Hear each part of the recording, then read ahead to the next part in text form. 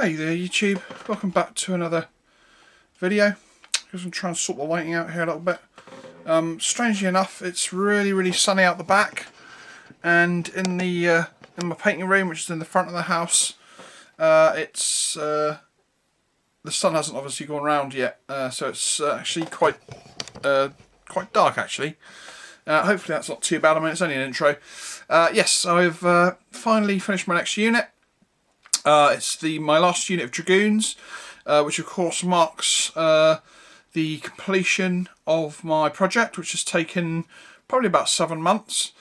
I'll do a video on the unit I've just painted, and then I'll do a video on the actual completed division, and a sort of a project wrap up. Yeah, so let's get started then, shall we? We'll go down to the painting desk and I'll show you my week's hard work. Catch you in a second. Okay, welcome down to the painting desk, and here before you is my finished unit of Dragoons, and as you can see that they came out really nice looking, and I'm really happy with them. Sometimes you get that sort of, particularly with last units, when you're sort of finishing a big project, you sometimes are kind of naturally driven to rush a little bit, and I've got to say that I managed to keep my composure during these guys. I really do like this position, this sort of at rest position. They really do look really nice, especially from the side view. As you can see there, all sort of like lined up, all just waiting. I think it's a really cool position. Yes, so let's give you the blurb on these guys and we'll get going. So these guys are the 7th Dragoons, led by Colonel Leopold, and the 1st Brigade, 11th Cavalry Division, 3rd Cavalry Corps under Colourman. So that is that. Front rank, like I mentioned, and I'll just give you the classic view of them all. So when it came to sort of painting the horses, obviously I'd kind of already just started them at the end, as I showed you at the end of my last video. I basically finished them all within a couple of painting sessions after that, so maybe within sort of, I don't know, maybe 5 or 6 hours I had all the horses completely done, and I was really happy to get those out of the way. Of course they didn't have saddlery on, so they're really easy to paint. Yeah, I went for my usual mixture of chestnuts and bays, and funnily enough, I think there's 2 chestnuts on this particular stand. I also tried to mix in some irregular markings on some of the horses in this batch. I really wanted to sort of emphasise the sort of, because obviously there's endless randability in horse markings. They can be really subtle, they can be really flamboyant. Now, from what I've read, the French were really picky about horse markings. They almost saw a horse with a lot of markings as an inferior breed. So they always try and get horses with the minimum amount of markings. But of course, regular line cavalry were always getting the stuff that the higher units didn't want. So they would generally end up with all sorts of like types of horses, from sometimes inferior ones to you know, perhaps getting the ones with the odd markings, or ones that just weren't wanted by the more elite higher up cavalry units. So here we've gone, like I say, for a particularly odd marking on this particular chestnut here. It's kind of his markings kind of bled off over his eye. He has got some quite tidy socks, and of course the horse next to him is more of a sort of a normal sort of mark, sort of a general marking that you'd find on similar sort of things on a lot of horses. The actual riders themselves are really fiddly to paint these. They certainly don't look it, but they really were, especially the stripes down the sides of the trousers. I actually ended up using like a GW paint for the uniform top. Now I can't remember what it was called, and I can't seem to locate it. But I've got a funny feeling it might have possibly have been this, which is Warg Flesh. I can't for the life of me. I swear it was something green. When you know, just off the top of my mind, and I'm looking in my sort of the two little boxes where I keep all the sort of paints that I've used, that I basically used during while I was basically doing them, and I can't seem to find any other greens, GW greens around, which is really strange, because I could have sworn that it wasn't Warg Flesh, but it's seeming like it somehow was. But yeah, I think that must be the colour that I used, and basically I found this just by fluke, and it was actually unopened. So I thought, you know what, I'm going to use it. I always tend to sort of mix up. I tend to use I think it's deep green and military green to make my sort of uniform top colours for sort of dragoons, chasseurs, cheval, and sort of rifles. But I found this to be a really nice base colour. Yeah, I definitely recommend this colour. It's a really good base for the uniform jackets. And then obviously I was using deep green as intermediate and high highlights. Going back to the first stand again, I'll kind of go into a little bit more detail on this first stand, and I'll kind of go a little bit quicker on the others.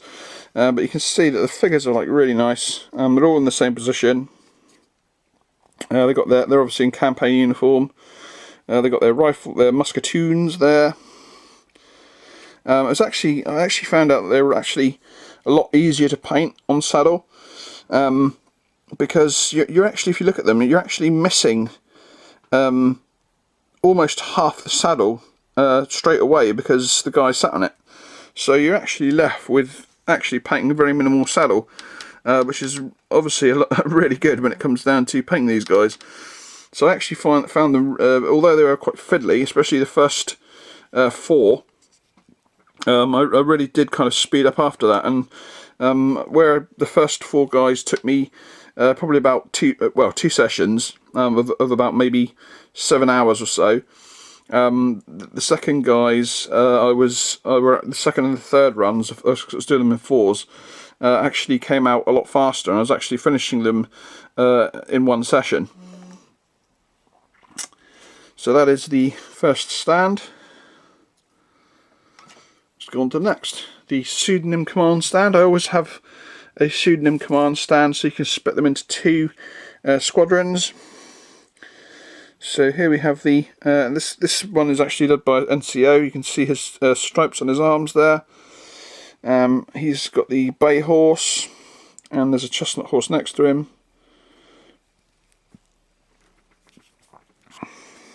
Again, I went for the hot glue method on the bases, where you sort of just put down a whole block, lots of blobs of hot glue to make the terrain uneven.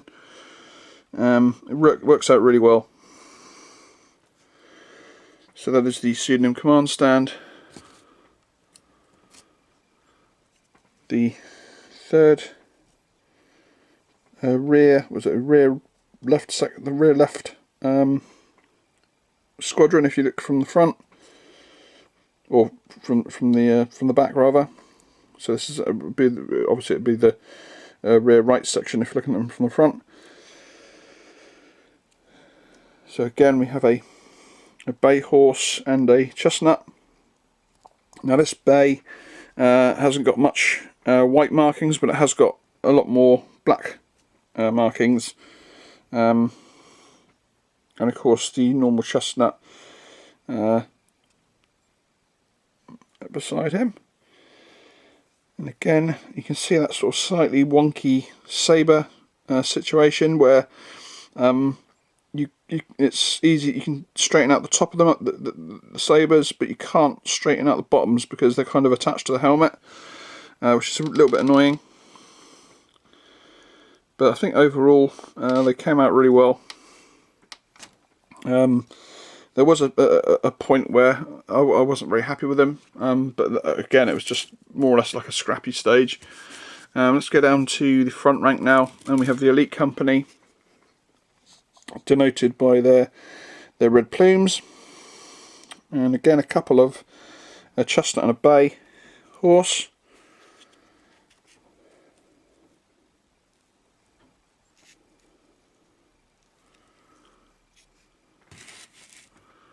Then we'll go for the standard. Now for this particular standard, I actually used one of my brass eagles that I got from Messrs Minis. Really nice, perfect for the sorts of eagles that I use for cavalry, because I always use smaller eagles for cavalry. You can see what an amazing detail the little eagle is. It's really nice, and of course this is the first time I used one, and it's very befitting that it goes onto this particular unit, because I think it looks great. So here we have the standard. I did actually trim down one of my front rank standard poles for this, and of course the Messrs Minis Eagle has got a little bit of an indentation on the bottom, so you could put it on two like poles, and it went on really well actually.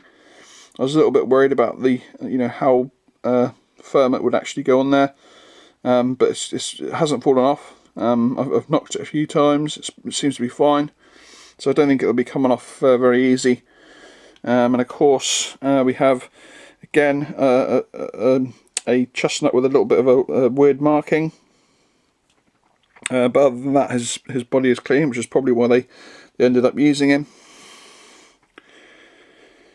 Yeah, really nice. And of course my GMB flag, which I've had around for a long time, because my very first unit was also a unit of Dragoons, so I had the flag set from GMB, and obviously I used one of them, and the second one, I mean at the time I wasn't even planning on actually doing the division, but of course when I started my project, because I decided to do a British one, I thought that I'd finish it off, and yeah, I'm really glad that I did actually, to tell the truth. Now let's go for the always my favourite stand, the command stand.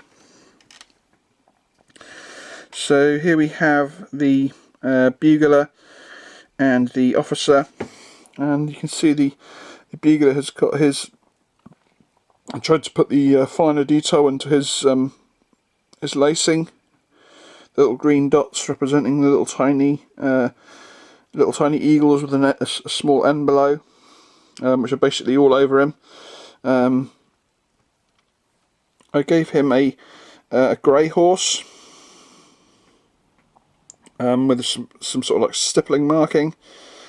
I think it looks nice. It's a little bit of a change from your sort of white grey that I normally do.